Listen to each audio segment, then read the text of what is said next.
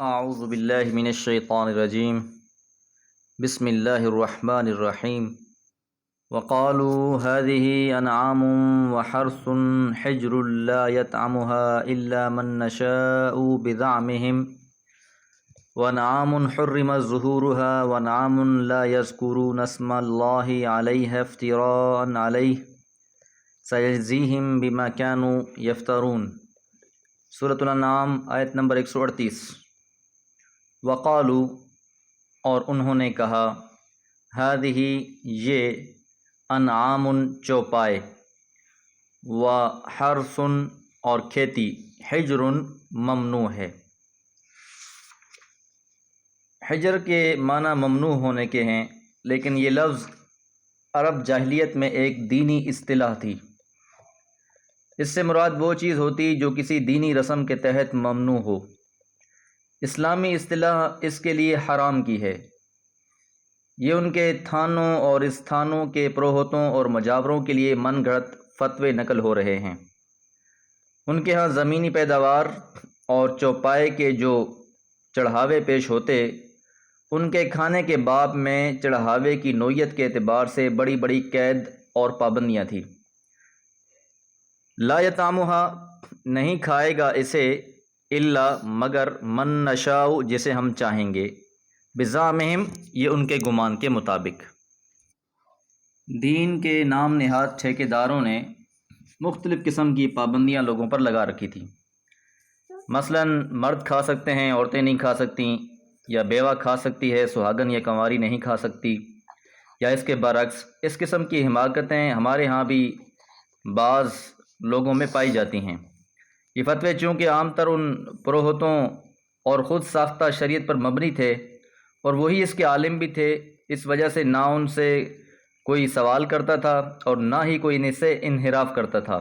اس لیے یہ جو ان کا ایک جملہ ہے، الا من نشاء، کہ جسے ہم چاہیں گے، یعنی خود مختار بنے ہوئے تھے وہ لوگ ان معاملات کے اندر، اور لوگ بھی جہالت کی وجہ سے انہی کی ہر بات مان لیا کرتے تھے۔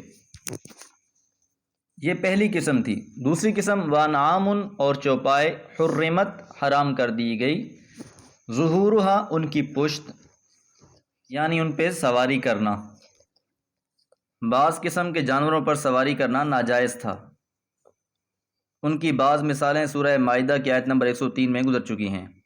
بعض قسم کی نذروں اور چڑھاووں پر ان کے ذبح کے وقت اللہ کا نام نہیں لیا جاتا تھا، جس طرح لا یذکرون اسم اللہ، لا یذکرون وہ نہیں ذکر کرتے تھے، اسم اللہ اللہ کے نام کا، علیہا اس پر۔ یہ بات ملحوظ رہے کہ اہل عرب ملت ابراہیم علیہ السلام کی روایات کے زیر اثر ذبح کا طریقہ جانتے تھے اور اسی کے مطابق ذبح بھی کیا کرتے تھے، لیکن کچھ جانوروں کو جو وہ اپنے بتوں کے نام پر مخصوص کر لیتے تھے، مشرکانہ رسوم و عقائد کے غلبے کے تحت اس کو ذبح کرنے کا طریقہ کار یہ تھا کہ اس کو ذبح کرتے ہوئے اللہ کا نام نہیں لیا جاتا تھا، جان بوجھ کر۔ یہ مشرکانہ روایات تھیں ان کی، اور سے وہ شریعت کے خلاف سمجھتے تھے، اور پھر ساتھ ساتھ ان چیزوں کو اللہ کی طرف منسوب بھی قرار دیتے تھے۔ اس لیے فرمایا افطران علیہ، جھوٹ گھڑتے ہوئے اس پر۔ سیجزیہم، ان قریب اللہ تعالیٰ ان کو بدلہ دے گا، بما کانوا بسبب جو تھے وہ، یفترون جھوٹی باتیں گھڑ لیتے۔ یعنی یہ جو انہوں نے خود مختار اپنی طرف سے شریعت گھڑ رکھی تھی، اس کے بارے میں اللہ کو سب پتہ ہے، اللہ سب جانتا ہے، لیکن اللہ تعالیٰ نے ان کو ایک ڈھیل دے رکھی ہے، فرصت دے رکھی ہے۔ یہ تسلسل کے ساتھ مشرکین مکہ کی جو مختلف قسم کے بد عقائد اور بد اعمال تھے ان کا تذکرہ ہو رہا ہے۔ پہلی آیت میں یہ بیان کیا گیا تھا کہ وہ اللہ کے ساتھ دوسرے بتوں کو بھی اس کا شریک بنا لیتے ہیں، جانوروں کے اندر بھی، اور کھیتی کی پیداوار کے لحاظ سے بھی انہیں شریک بناتے تھے۔ اور دوسرا ظلم کیا کرتے تھے کہ اولاد کے قتل کو شیطان نے ان کے لیے مزین کر دیا تھا۔ اور تیسرا کام اس آیت کے اندر جو تفصیل سے بیان ہوا کہ انہوں نے بعض چیزوں کو بعض لوگوں کے لیے حلال قرار دے دیا تھا، اور بعض چیزوں کو بعض کے لیے حرام قرار دے دیا تھا۔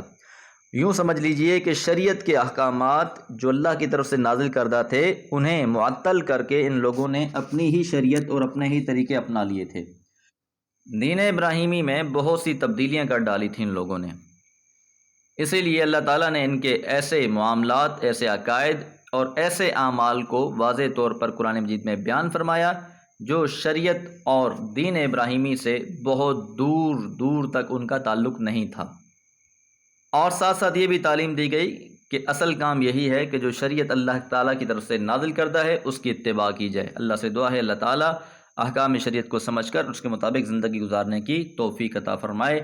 وما علیہ الا البلاغ۔ اعوذ باللہ من الشیطان الرجیم، بسم اللہ الرحمن الرحیم۔ وقالوا ما في بطون هذه الأنعام خالصة لذكورنا ومحرم على أزواجنا وإن يكن ميتة فهم فيه شركاء سيجزيهم وصفهم إنه حكيم عليم قد خسر الذين قتلوا أولادهم سفها بغير علم وحرموا ما رزقهم الله افتراء على الله قد ضلوا وما كانوا مهتدين۔ سورۃ الانعام آیات 139 اور 140۔ جو موضوع 136 آیت سے شروع ہوا اسی کا تسلسل چل رہا ہے کہ دین میں بہت سی ایسی چیزیں جنہوں نے اپنی طرف سے داخل کر دیں، اسے دین کا نام دیا، اپنے ہی فتوے اختیار کیے۔ وقالو، اور انہوں نے کہا، انہی باتوں میں سے اگلی بات، ما فی بطون، جو ہے بطون میں، بطون لفظ جمع ہے بطن کی، اور بطن پیٹ کو کہا جاتا ہے، جو پیٹ میں ہے، ہذہ الانعام، ان چوپاؤں کے، خالصۃً، یہ خاص ہیں، لذکورنا، ہمارے مردوں کے لیے، ومحرم، اور حرام ہیں، علی ازواجنا، ہماری بیویوں پر، ہماری عورتوں پر۔ یہ ایک اور شکل تھی کہ جو جانور وہ اپنے بتوں کے نام پر وقف کرتے، ان میں سے بعض کے بارے میں کہتے کہ ان کا دودھ اور ان کے پیٹ سے پیدا ہونے والا زندہ بچہ صرف ہمارے مردوں کے لیے حلال ہے، عورتوں کے لیے حرام ہے۔ حالانکہ ایسی کوئی بات شریعت کی طرف سے، شریعت ابراہیمی میں موجود نہ تھی، بعد کے لوگوں نے ان چیزوں کو ایجاد کر لیا اور ان چیزوں کو مخصوص کر لیا۔ اور پھر اگر وَإِن یکن، اور اگر وہ ہوتا، میتتاً، مردہ، یعنی وہ جو پیٹ میں بچہ ہے اگر وہ مردہ ہوتا، فہم، پھر وہ فیہ، اس میں، شرکاء، شریک ہو جاتے، کہ اگر جو بچہ پیدا ہوا ہے وہ مردہ ہے تو اب اس میں مرد اور عورتیں سب شریک ہو جاتے۔ تو یہ ان کی اپنی بنائی ہوئی رسمیں تھیں، دین کی طرف سے ایسی کوئی پابندی نہیں تھی۔ سیجزیہم، ان قریب انہیں بدلہ دے گا، وصفہم، ان کی باتوں کا۔ یہ جو انہوں نے اپنی طرف سے باتیں گھڑ لی ہیں، یہ جو من مانے فتوے دیے جا رہے ہیں، اللہ ان قریب اس کا بدلہ دے گا۔ انہ، یقیناً وہ، حکیم، حکمتوں والا، علیم، اور سب جاننے والا ہے۔ ساری کی ساری باتیں اللہ کے علم میں ہیں، جو یہ معاملات کر رہے ہیں وہ اللہ کے علم میں ہیں، اور اللہ تعالیٰ ان کو ان کے اعمال کا بدلہ دے گا۔ قد خسر الذین، تحقیق خسارے والے ہوئے وہ لوگ، قتلوا، جنہوں نے قتل کر دیا، اولادہم، اپنی اولاد کو، سفہن، بے وقوفی کی وجہ سے، بغیر علم، بغیر کسی علم کے۔ تو پیچھے بات گزر چکی کہ اولاد کو قتل کرنا یہ بھی ایک بھیانک کام تھا ان کا، اور اس کی 3 وجوہات بیان کی گئی تھیں۔ ان میں سے ایک یہ تھی کہ بھوک کے ڈر کی وجہ سے ختم کر دینا، قتل کر دینا، یا پھر بیٹی پیدا ہوئی تو اسے قتل کر دینا، یا بعض بچوں کو نذرانے کے طور پر مختلف مورتیوں، مجسموں اور بتوں کے نام پر ذبح کر دیا جاتا تاکہ باقی خاندان اور قوم محفوظ رہے۔ تو اس لیے فرمایا یہ تو جہالت کی وجہ سے ایسا کر رہے ہیں، حالانکہ شریعت میں کوئی ایسی بات نہیں، یہ جو بھی کیے جا رہے ہیں بغیر علم کے کیے جا رہے ہیں۔ وَحَرَّمُوا، اور انہوں نے حرام ٹھہرا دیا، ما رزقہم اللہ، ما، جو، رزق، رزق دیا، ہم، ان کو، اللہ، اللہ تعالیٰ نے، کہ اللہ تعالیٰ نے جو چیزیں ان پر حلال کی ہوئی تھی ان کو انہوں نے اپنی مرضی سے حرام کر دیا، اور بہت سی ایسی چیزیں جن کو اللہ تعالیٰ نے حرام قرار دیا تھا انہیں انہوں نے حلال قرار دے دیا تھا۔ افطران، جھوٹ گھڑتے ہوئے علی اللہ اللہ کے بارے میں، یعنی ان باتوں کو پھر یہ منسوب بھی اللہ کی طرف کر دیتے تھے کہ یہ چیز بھائی نہیں کھانی، کیوں نہیں کھانی؟ اللہ کی طرف سے منع ہے۔ یہ چیز سب کھا سکتے ہیں، کیوں کھا سکتے ہیں؟ اللہ کی طرف سے اجازت ہے۔